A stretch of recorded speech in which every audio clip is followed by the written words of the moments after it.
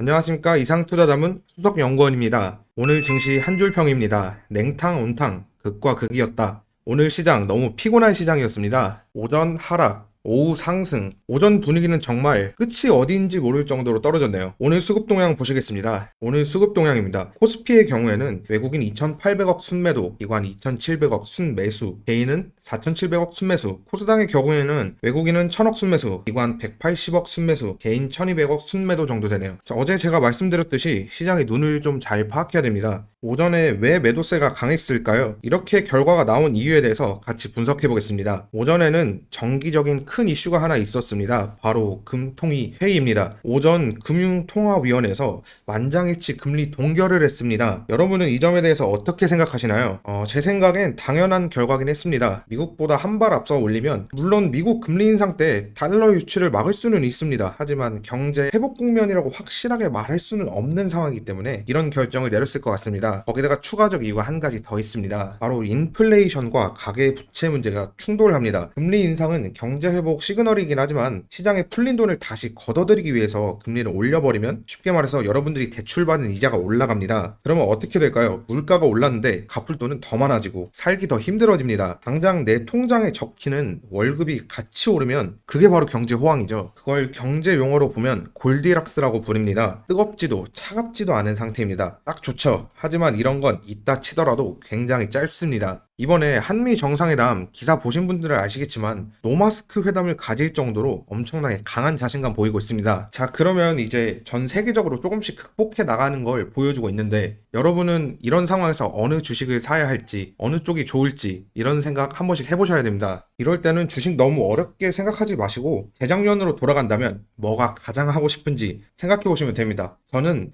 금융권 사람이다 보니까 세계 금융의 중심이라고 생각되는 뉴욕 월스트리트를 한번 가보고 싶네요. 여기서부터 시작하시면 됩니다. 해외여행을 가고 싶다. 그러면 비행기 타야죠. 그리고 처음 가보는 곳 무서우니까 가이드 필요하겠죠. 그리고 그 다음 갔으면 뭔가 기념품 하나라도 사기 위해서 쇼핑해야 합니다. 이렇게 지금 바로 생각나는 것만 하더라도 항공주, 여행주, 쇼핑주 무궁무진하게 많습니다. 근데 이런 종목들 지금 생각하면 사실 좀 늦은 감이 있습니다. 그래서 오늘의 특징주로는 대한항공을 가져왔습니다. 대한항공 차트 가져왔습니다. 지금 보시면 아직 글로벌 전염병 극복한 것도 아닌데 지속적으로 계속 오르고 오늘 신고가까지 찍었습니다. 이렇게 된 이유는 완벽한 극복 기대감도 있지만 대한항공의 유연성이 돋보이는 부분이 있습니다. 대부분 항공사들 실적 엄청나게 큰 적자로 가져갔는데 대한항공 같은 경우엔 여객기를 화물기로 구조 변경하면서 지속적으로 좀 적자폭을 줄여나갔기 때문에 이런 결과가 나왔다고 보고 있습니다. 이렇게 신고가 나왔는데 더 올라갈 것 같다고 담으신 분들 많으실 겁니다. 대한항공 매매 동향 보시겠습니다. 52주 신고가 달성했는데